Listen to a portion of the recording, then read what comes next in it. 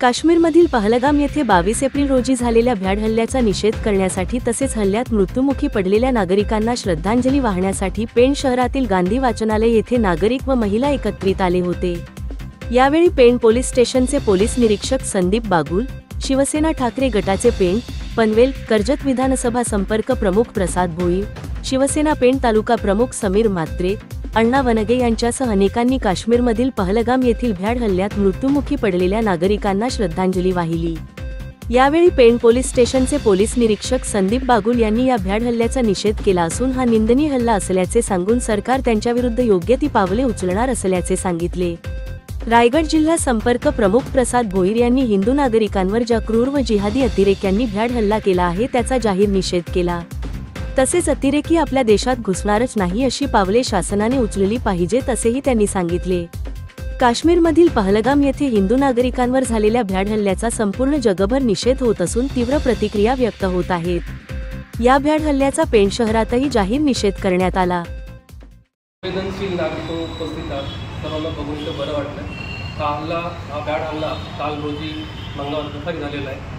जवळपास 200 किलोमीटर आतमध्ये येऊन म्हणजे आपली एकदम हाय सिक्युरिटी नियंत्रण रेषेपासून 200 किलोमीटर आतमध्ये तिथे हाय सिक्युरिटी जर असतं तिथे हा भ्याड हल्ला झालेला आहे। जवळपास 4 ते 5 आतंकवादी होते आणि आपले महाराष्ट्रातील 6 जण आणि पूर्ण भारतातील टोटल 26 लोक आता पण त्याच्यामध्ये झालेले आहेत। अजूनही काही इंजर्ड आहेत। अशा भ्याड हल्ल्याचा निषेध करण्यासाठी आपण सर्व जमलेलो आहोत। खरोखरच हा निंदनीय हल्ला आहे आणि त्यासाठी गव्हर्नमेंट पाहिजे तेवढं पावलं उचलते, बट त्यात कितपत सक्सेस होतो 4 जणांचा फोटो पण आलेले।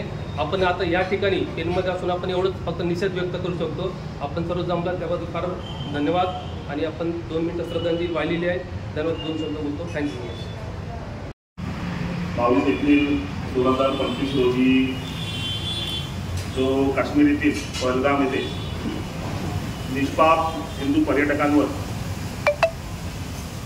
क्रूर पाकिस्तानी अतिरेक्यांकडून जिहादी अतिरेक्यांकडून जो भ्याड हल्ला झाला त्याचा निषेध व्यक्त करण्यासाठी आपण सगळेजण जमलेलो। आता सरांनी खंत व्यक्त केली की आपली कुठेतरी संवेदनशीलता बोथट होत चालली आहे का, परंतु सर नक्की सांगेल की काल संध्याकाळपासून जे वेगवेगळे व्हिडिओज आपल्याला प्रसार माध्यमांच्या माध्यमातून सोशल मीडियाच्या माध्यमातून आपल्या समोर येत आहेत, संपूर्ण देश हळहळला।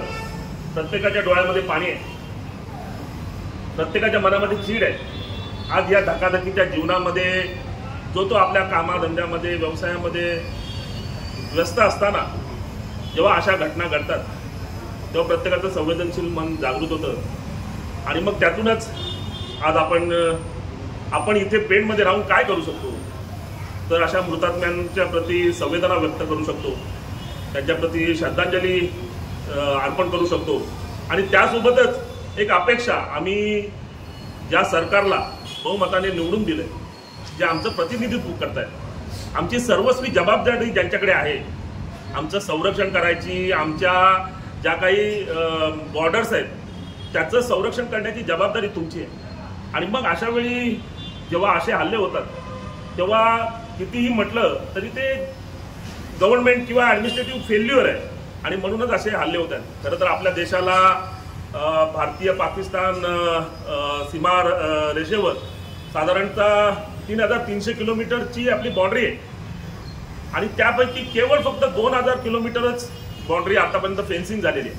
म्हणजे जवळजवळ 1300 किलोमीटर बाँड्री अजूनही ओपन आहे, पण ती बाँड्री अशी ओपन आहे की ज्या ठिकाणी एकदम घनदाट अरण्य आहे किंवा ज्या ठिकाणी अगदी मोठे ग्लॅसियर्स आहेत की ज्या ठिकाणी पोचणं देखील सर्वसामान्य माणसाला अवघड होतं आणि मग अशा ठिकाणाहून थोडंसं फटी शोधून हे अतिरेकी आपल्या देशामध्ये घुसून असे अतिरेकी हल्ले करत असतात।